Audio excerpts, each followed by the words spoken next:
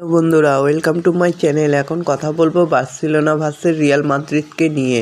Spanish super cup ফাইনালে 7 গোলের ফাইনালে জয় 10 জনের বার্সেলোনার। সুপার কাপের ফাইনালে 5 গোল হজম করলো রিয়াল মাদ্রিদ। তো বন্ধুরা, এরকমই সব ফুটবলের খবর প্রতিদিন জানতে হলে আমার চ্যানেলটিকে অতি শীঘ্রই লাইক, কমেন্ট, সাবস্ক্রাইব করতে ভুলো না। আর বন্ধুদের মধ্যে প্রচুর পরিমাণে শেয়ার করে দাও, যাতে আমার 4000 ঘন্টা ওয়াচ টাইম খুব শীঘ্রই পূর্ণ হয়ে যায়।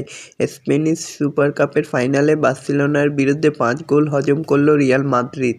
15তম বার সুপার কাপ জিতল বার্সেলোনা। জোড়া গোল দিয়েছে রাফিনহার। তো বন্ধুরা, এরকমই সব ফুটবলের খবর প্রতিনিয়ত জানতে হলে আমার চ্যানেলটিকে অতি শীঘ্রই লাইক, কমেন্ট, সাবস্ক্রাইব করতে ভুলো না। তো বন্ধুরা, স্প্যানিশ সুপার কাপে 7 গোলের ফাইনালে জয় 10 জনের বার্সেলোনার বিরুদ্ধে 5 গোল হজম করতে হলো রিয়াল মাদ্রিদকে। 15তম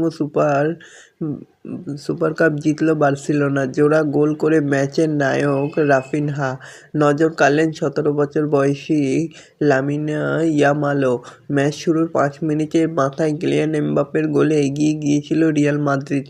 সমর্থকরা মনে করেছিল লা লিগা হারের বদলা এবার সুপার কাপে নেবে দল, কিন্তু মাঠেই বল গড়ার পরেই যেন রক্ষণভাগে একটি পরিবর্তন দেখা গেল। ফুটবলার গতিদের পরাস্ত করে গোল করলেন এমবাপ্পে, কিন্তু আনন্দের 17 মিনিটের বেশিও স্থায়ী হয়নি সমর্থকদের। খেলা শুরুর 5 মিনিটের মধ্যে 1-0 এগিয়ে যাওয়া দল প্রথমার্ধে শেষ করল 1-4 গোল পিছিয়ে। এমবাপ্পের গোলের আগেও বার্সেলোনা দুবার গোল করার সুযোগ পেয়েছিল, কিন্তু রিয়াল মাদ্রিদের গোলরক্ষক থিবু নিশ্চিত 2টি গোল বাঁচিয়ে দেন। 22 মিনিটের মাথায় আর পারেনি লামিন ইয়ামাল। মাদ্রিদের 3 জন ডিফেন্ডারের মাঝখান থেকে যে জায়গা থেকে বল জালে জড়ান, সেখানে পৌঁছানো সম্ভব ছিল না গোলকির। 14 মিনিটের মাথায় পেনাল্টি পেয়ে যায় বার্সেলোনা। বক্সের মধ্যে গাভিকে ইচ্ছাকৃতভাবে ফাউল করে কামাভিঙ্গা। বল নয়, তার লক্ষ্য ছিল গাভির পা। পেনাল্টি বক্সের মধ্যে ওই জায়গায় ফাউল করে দলকে ডোবালেন কামাভিঙ্গা।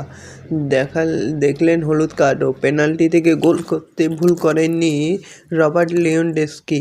এইভাবে এই ম্যাচটি যত এগোচ্ছে ততই যেন রিয়াল মাদ্রিদ পিছাতে রয়েছে।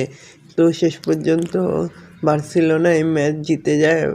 এরকমই সব ফুটবলের খবর প্রতিনিয়ত জানতে হলে চ্যানেলটিকে অতি শীঘ্রই সাবস্ক্রাইব করতে ভুলো না।